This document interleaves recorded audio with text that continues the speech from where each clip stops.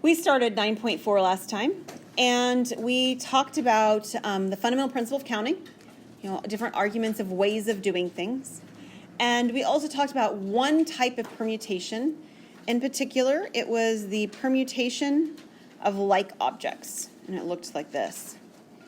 And the permutation of like objects is the number of ways that anything can happen compared to the number of ways that each of these options can happen on bottom, and it's all done with factorials.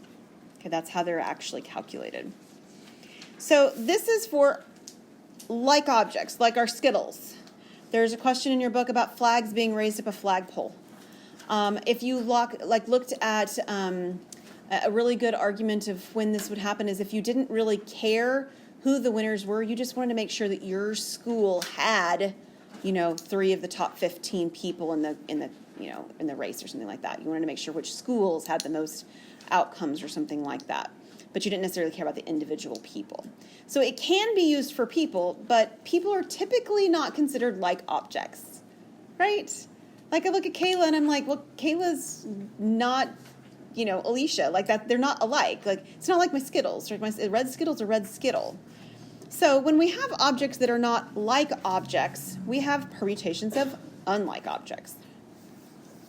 So in this case, we have, a number of people or objects that we're choosing from. That's the N. And we have a number of objects we're choosing. That would be R. And in this scenario, it's big, bold letters, all caps, and bright red in the middle of the page. And it's on your paper kind of like that too, except it's not in red. I wish I could color print for you, but that would probably be expensive. The order matters. In a permutation, the order matters. Okay? So for example, if I wanted to know the top 3 students in order in a class, or if I wanted to give away prizes where every prize is different to the top 3 people who win, something in the problem has to matter about the ordering of the people who are chosen. So in this formula, we'll say that, in this formula, what you see over here is an N, the number of things you're choosing from. That's always the bigger value. R is the number of things that are being chosen. P stands for permutation. So the number of things you're choosing from ends up being n factorial on top, and the denominator is the number of things basically that you don't choose on bottom, n minus r factorial, the number that remain constant and unaffected by the choice. They lose. That's what they really do. They lose. So let's do an example. 30 contestants put their names in a hat for a raffle. First place wins $100. Second place wins $50, and third place wins $25. And how many different ways can the prizes be awarded? Order matters. Like you're going to be happy if you win $25, but you're probably going to be happier if you win 100. Yeah? The order matters. Now, it doesn't matter for the people who weren't chosen, but that's not the point. The point is for the people who are chosen, the order is important. So in terms of taking a look at this, we are choosing from among 30 people, and we're choosing 3 of them. So this is 30, choose 3. 30 to choose from, 3 winners. And the order matters. Wait, I thought maybe I'm confused. What did you say the R was? Not just just in general, not just with this problem. Yeah, R is the number of things you're choosing, the number of winners of whatever the scenario is. And then the N is number of things you choose from? Correct. And then R is number... Yes. And the first value, Allie, is always bigger than the second one, right? Okay. Because the number you're picking from always needs to be more than the number that you're actually choosing. Okay. Yep. Okay, so the setup is that the number that I'm choosing from factorial is on top. And if I'm choosing 3, on the bottom here, it's actually 30 minus 3, or 27 factorial. So I have 30 factorial over 27 factorial. So far, so good? Okay, at this point, it becomes a problem much like the ones we were working on last time. We can't just mark out the 30 and the 27 and say, hey, look, they have a 3 in common. Let's reduce them. Nope. We want to do that eventually, but only if the factorial part matches perfectly, and 30 and 27 are not the same number. So it doesn't work. But what we can do is we can write the 30 out until it does match it. So 30 times 29 times 28 times 27 factorial. And now it perfectly matches the 27 factorial. It's in the denominator. And the reason this matters is, the reason you want to do it is to avoid all the writing. But the reason that it works is because at this point, if I were to write it out, I'd have 27, 26, 25, 24. I'd have all those numbers from 27 down, and I'd have them on top, and I'd have them identically on bottom. Are you with me? So it's reducing from the perspective of reducing fractions, and they're all matching. So since these all match, as you were to write them all out, you can cancel them in one big group because they all are going to match. So when you look at the solution, you're really just looking at 30 times 29 times 28. And what do you get? 24,360. So there's 24,360 different ways of awarding those 3 prizes. And that's just for 30 people. What if you selected it from, like 500 people? You can see how quickly the numbers would just be so much bigger, right? Yeah. Okay, so in this scenario, remember, the order matters because the prizes were different. If you take a look at my next example, I know I skipped something, but just bear with me. I want you to look at the structure of the problem so that you can see the difference. How is this problem different than the one we just did? Yeah. All the prizes are the same, right? So if you're the first person drawn out of the hat or the last person drawn out of the hat, it makes no difference on whether or not you get, or which kind of prize you get. You get the exact same prize. Are you with me? Okay. So in this scenario, we'll go back to my other one, we do not have a permutation because the order does not matter. We have what's called a combination. So in a combination, the order doesn't matter. And you'll see that the formula looks quite similar. These pieces are already from the other formula, right? N factorial on top, n minus r factorial on bottom. But we have an additional r factorial on bottom. Because what happens is if the order doesn't matter, then no matter which of those there's 6 different ways I could have drawn those 3 people out of the hat. I have fewer ways that it actually matters. Like, let's say, for instance, I'll use 3 of you. So let's say Kylie, Kristen, and Grace were the winners out of our class, okay? Then I could pull out Kylie, Kristen, Grace. I could pull out Grace, Kristen, Kylie. I could pull out Kylie, Grace, Kristen. I'd have lots of ways of doing it, right? And if the order mattered, like on the permutation, I'd count every single one of those, right? But if the order doesn't matter, then all those different ways of counting are irrelevant. There's just one way of picking out those 3 ladies as our winners. So there are fewer ways that this happens with a combination. And that's what you see happen is you'll get smaller numbers. Because the different orderings of those selections don't matter. So in our same situation we had before, 3 winners, but they don't matter. We're having 30 people and we're choosing 3. I still have the 30 factorial on top. I still have the 27 factorial on bottom. But now I also have a 3 factorial on bottom.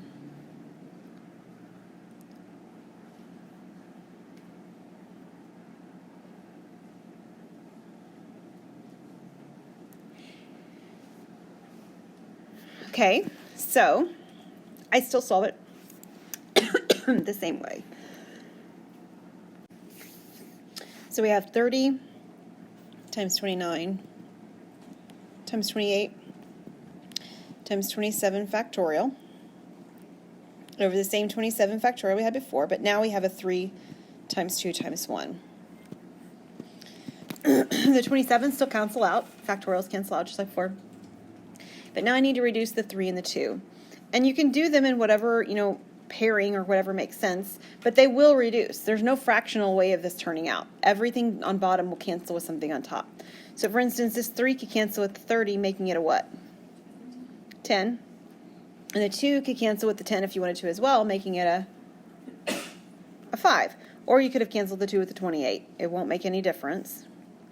So on the ones that I canceled, I have 5 times 29 times 28 left over, which gives me what?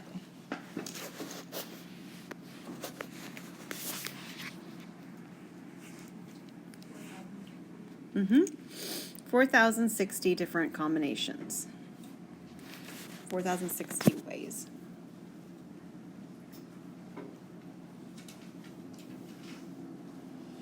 Okay, so these are the different types of ways of counting things. And what's going to happen in your book and in what happens in real life is that nobody says, hey, this problem is a permutation of like objects problem, right? Hey, this is a combinations problem. Use that formula. They're just going to present you with different items, and you're going to have to figure out which of the scenarios it fits into. And you have 4 of them. So from last time, we had fundamental principle of counting, and we had permutation of like objects. And then this time, we have permutation of unlike objects and combinations.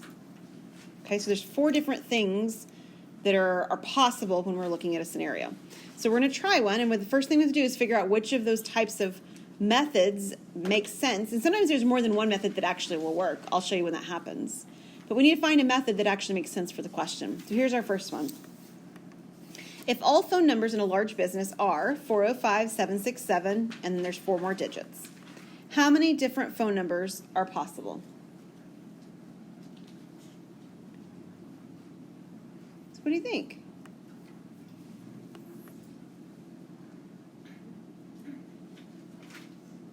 What do you think, Elizabeth? Would you do 9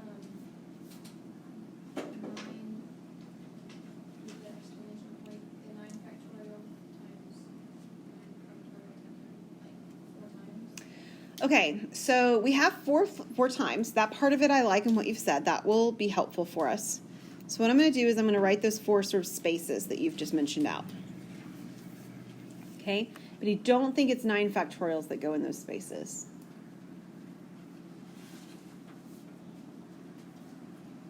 There's 10 different digits in each space. Yeah. Okay, so that's what we're going to want to think about. Exactly. So each of those placeholders that I've made that Elizabeth told me to create, each of those placeholders holds a value. And the value that it holds is anywhere between the numbers 0 to 9. Okay, shake your head if you're following with me. Yeah? So there are 10 different digits possible. And y'all know how phone numbers work, right? Like you can repeat digits and it doesn't matter. Yes? So every single placeholder has 10 different options of what could happen. And we're going to multiply them because what type of problem is this now becoming? It's the fundamental principle of counting. Exactly. So what is 10 times 10 times 10 times 10? It's 10,000. You can get a lot of phone numbers, right? 10,000 phone numbers.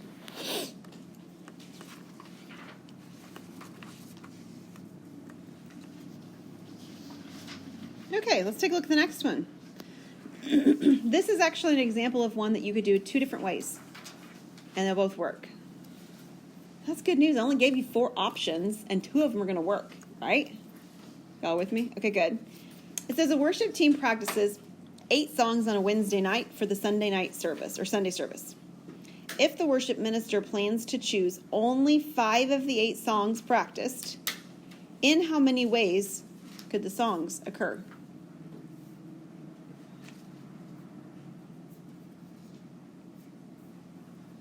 What do you think? You could use a combination. But is it a combination or permutation? Let's be careful about that. But you could use one of them. Okay, so the difference between combination and permutation is the order matters. Does the order matter with the structure of the question? Look at the question that's being asked.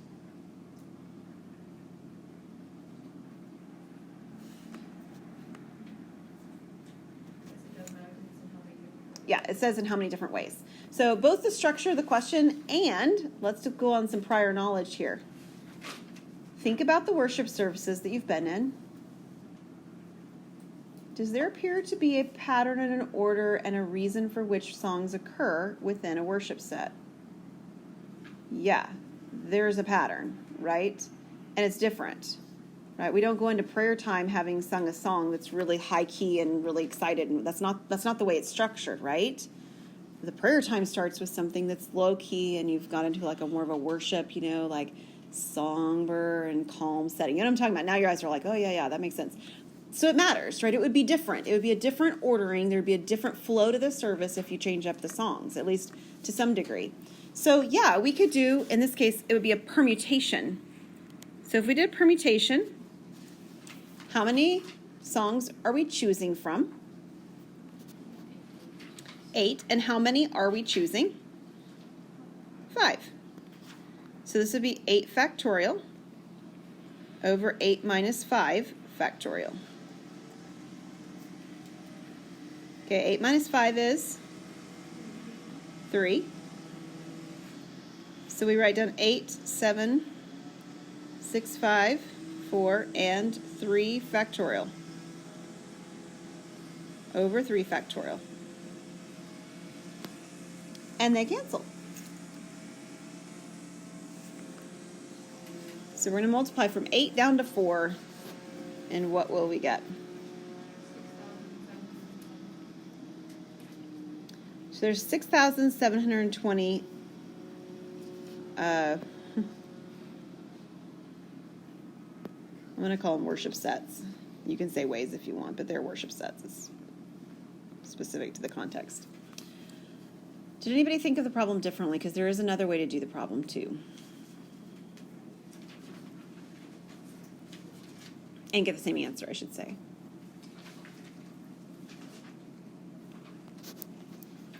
You could actually use the fundamental principle of counting on this one too. You're choosing from 5 songs, right? How many choices do you have for song number 1? 8. How many choices do you have for song number 2? Song number 3?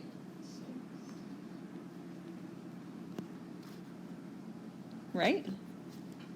Yeah, it actually works on this one to do it fundamental principle of counting. And of course you get the same numbers, they're showing up again, and of course the same outcome as well, 6,720.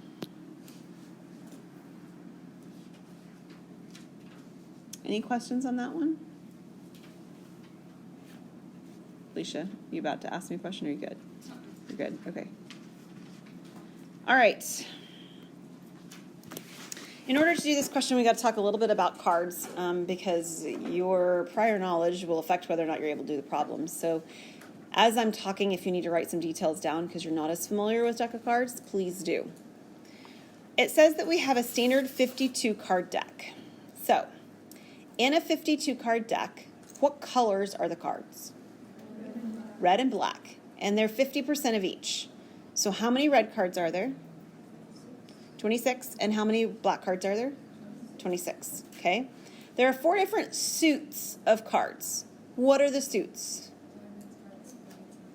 Okay, so diamonds, hearts, spades, and clubs. 4 different suits. Diamonds and hearts are red. Clubs and spades are black. There are number cards and there are face cards, and then there's ace. So anytime it talks about a face card, it's talking about Jack, Queen, King. Those are face cards. Right?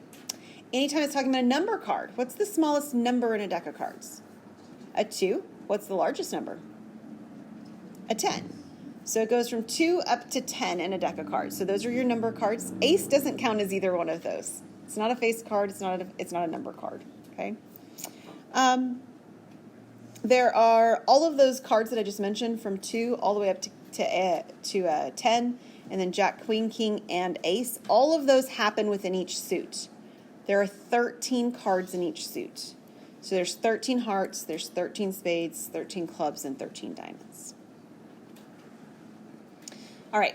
I think that's probably okay for where we need from a starting point, but if we're working our way along and something doesn't make sense, maybe I forgot to say something, just stop me. The first question is, how many different 5-card hands can be dealt? So, when you're playing card games, and it's mostly any card game, when somebody deals a whole bunch of cards out, they give you 5 cards, they give you 3 cards, they give you 15 cards, whatever the cards they give you, I don't care.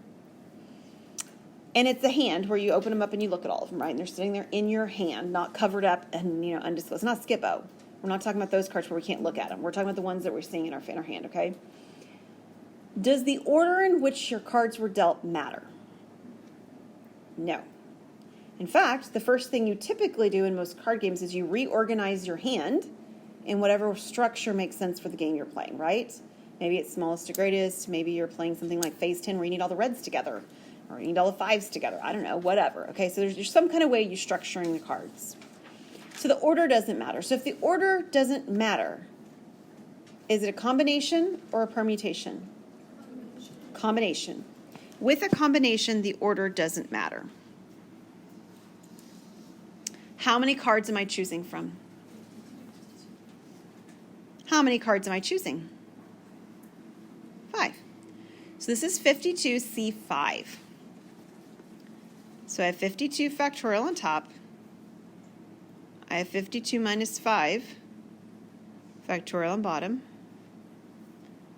And 5 factorial.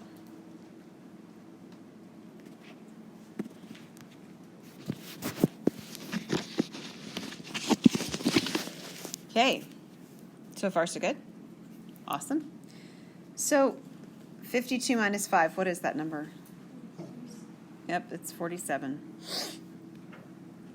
So I'm going to write my 52 down, 52 out until I write it out going downward until I get to 47. So 52, 51, 50, 49, 48, and then there'll be 47 as soon as I have space.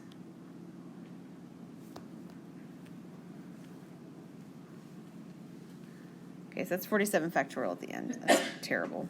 A little bit better.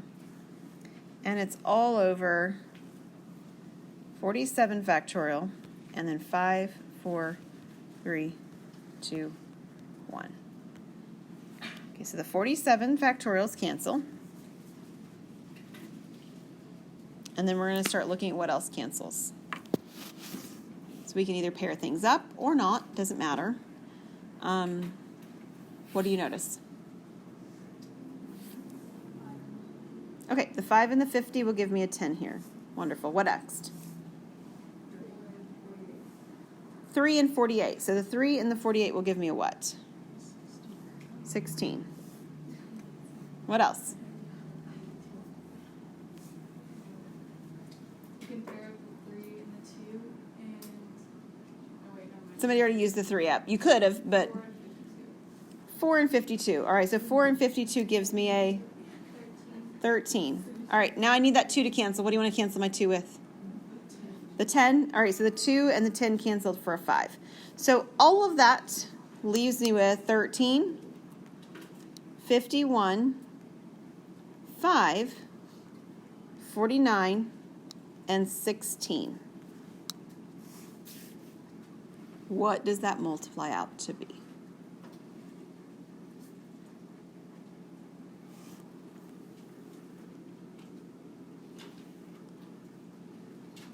A lot, right?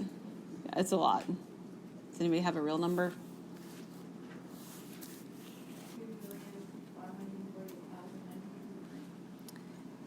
2,548,900. It's 598,000.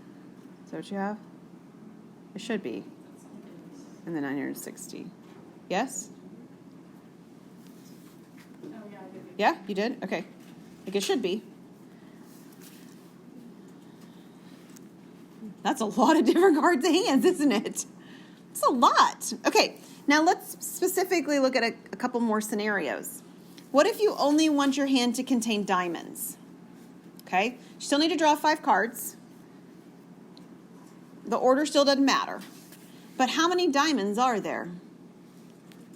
13.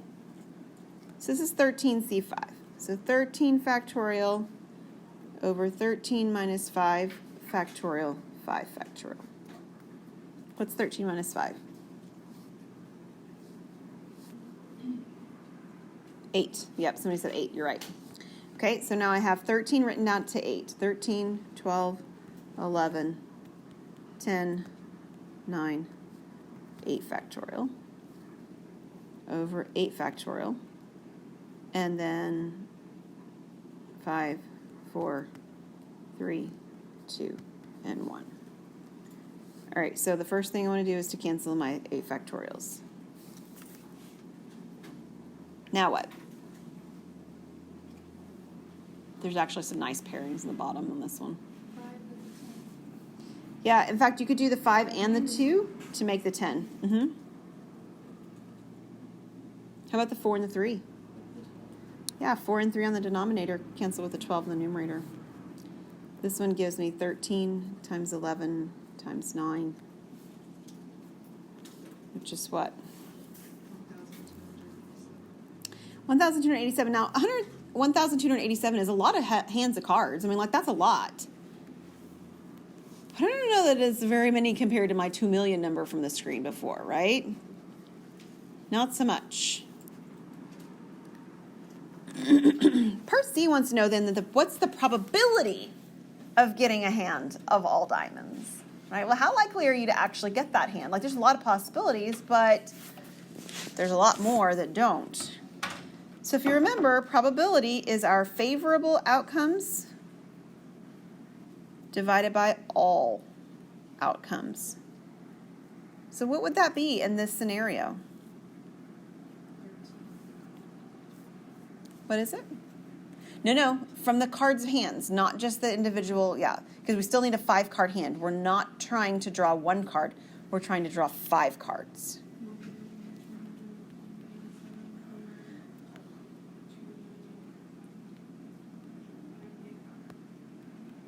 You got it. Yep, that's exactly right. So there's 1,287 5-card diamond hands, and there's 2,598,960 any 5-card hands. Grab your calculator. We will do a decimal point to 4 decimal places.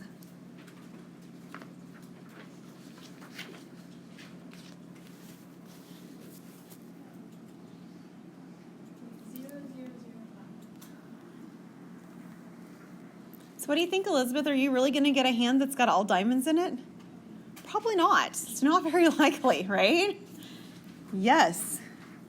I don't know if you've ever watched like the Poker Channel. Has everybody ever watched that? My husband used to watch it quite frequently. And it is very interesting because during every play, they will write like in the screen where you can see them. I mean, the player can't see this, but you can see it from viewing it. It'll show you the percentage chance they're likely to win on the screen. And they're doing this math. That's exactly what they're doing, is math like this to figure out how likely it is that that person's going to win over the other person, considering what's been played, what's unknown from what's out there, and so forth. And so it's very interesting. So here's what I'm going to do. There is one more question. It's not a whole lot different than what we've done, but it's very, very similar to one of the questions that's in your homework. Okay?